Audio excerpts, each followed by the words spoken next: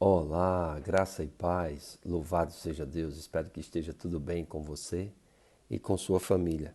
Chegamos a Gênesis 47, já estamos chegando ao finalzinho do livro de Gênesis, são 50 capítulos, só faltam 3, e agora nós vamos comentar a partir do versículo 27, amém? Diz assim: Assim habitou Israel na terra do Egito, na terra de Gósen, e nela tomaram possessão, e frutificaram, e multiplicaram-se muito. E Jacó viveu na terra do Egito 17 anos, de sorte que os dias de Jacó, os anos da sua vida, foram 147 anos.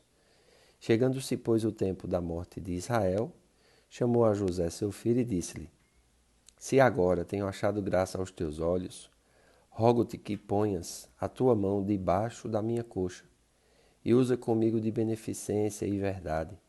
Rogo-te que não me enterres no Egito, mas que eu jaza com os meus pais. Por isso me levarás do Egito e me sepultarás na sepultura deles. E ele disse: Farei conforme a tua palavra. E disse ele: Jura-me. E ele jurou-me. E Israel inclinou-se sobre a cabeceira da cama. Olha que despedida interessante e que últimas conversas eles começam a ter, né? Jacó e Israel, que é a mesma pessoa, amém? Lembra Jacó, antes de Deus mudar o nome dele, quando ele lutou com Deus, né, e prevaleceu. Então diz que Deus mudou o nome dele de Jacó, que significava usurpador, enganador, para Israel, o príncipe de Deus.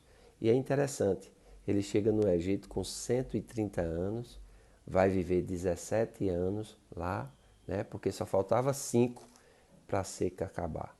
E a seca acabou, mas eles foram vivendo. A Bíblia diz que eles se multiplicaram muito, estavam numa terra ali no delta do Nilo, melhor do Egito.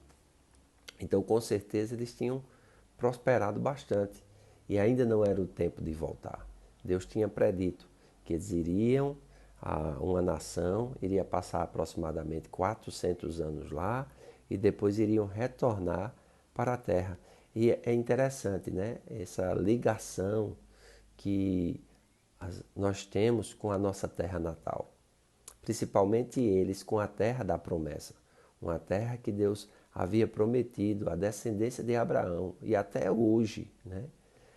São culturas milenares e até hoje esse povo ainda luta por aquela terra, porque aquela terra foi uma promessa de Deus, a terra da promessa, a terra que mana leite e mel, uma terra importante, amém? Que vai ligar a Europa, que vai ligar a África, a Ásia, né? Então nós vemos ali o Oriente Médio, bem interessante mesmo, aquela ligação ali e aquele pequeno pedaço de terra, né?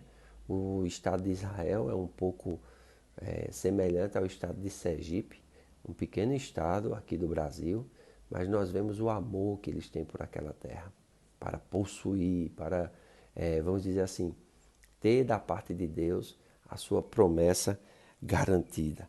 Amém? Então ele pede para que José jure e ele faz a mesma coisa que o seu avô, né? Diz aqui, olha, coloca a tua mão debaixo da minha coxa, exatamente como o avô de Jacó, Abraão, havia feito muitos anos antes. Está lá em Gênesis 24, versículos 2 e 3. Eu, inclusive, já comentei aqui nesses vídeos. Vocês podem voltar lá para Gênesis 24 e vocês vão ver essa prática comum, né? Quando Abraão mandou o servo jurar e mandou ele segurar lá no, na coxa, né? Naquele lugar do homem.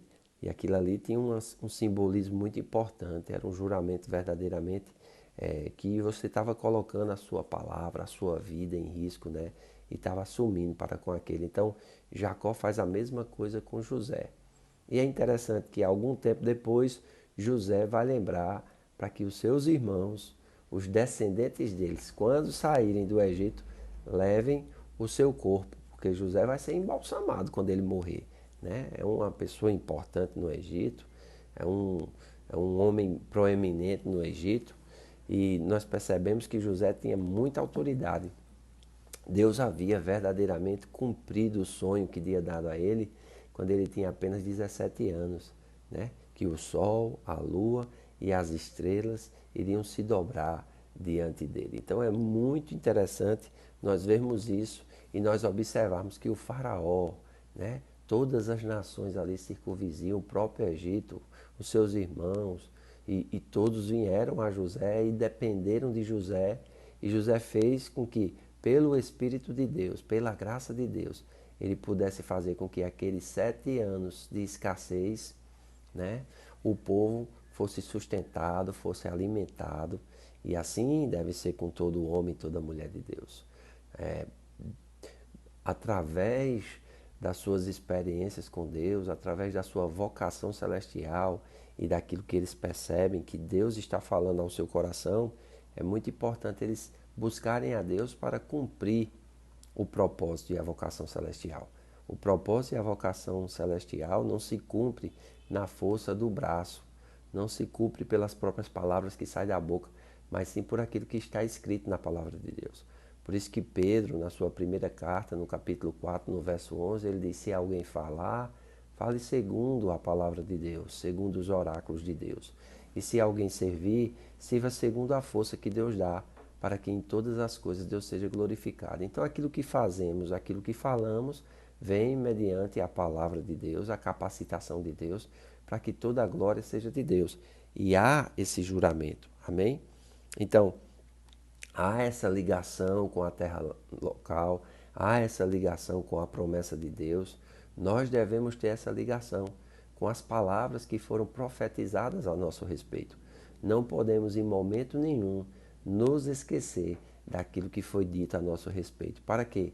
Para que com firmeza nós venhamos nos apegar a essas verdades espirituais e assim desfrutarmos da palavra de Deus, das bênçãos de Deus e andarmos alinhados com a vocação celestial, né? Aí diz aqui no versículo 31, e disse ele, jura-me, e ele jurou-lhe, e Israel inclinou-se sobre a cabeceira da cama, né?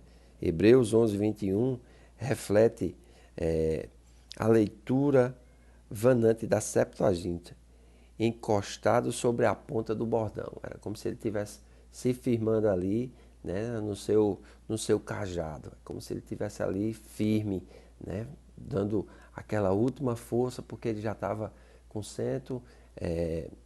diz aqui, ó, já estava com 147 anos, né, já estava perto de voltar ao mundo dos mortos, né, já estava perto a descansar dessa vida, e ele faz uma força, né, se inclina sobre a cabeceira da cama, e ali eles assumem um compromisso, pai e filho, homens de Deus, e isso será cumprido, porque compromissos assumidos entre homens de Deus, ainda que haja percas, vamos dizer assim, pessoais, né, financeiras, aquele compromisso, aquela palavra deve ser cumprida, amém? Não pode ser voltada atrás. É a única coisa preciosa que nós temos, que nós não devemos negociar. É o peso e o poder da nossa palavra. Você tem uma palavra que tem peso? Você tem uma palavra que tem poder? Quando você dá a sua palavra, quando você assume um compromisso, você cumpre, ainda que perca os danos. Então é importante nós atentarmos para isso aqui e tirarmos essa lição hoje. Amém?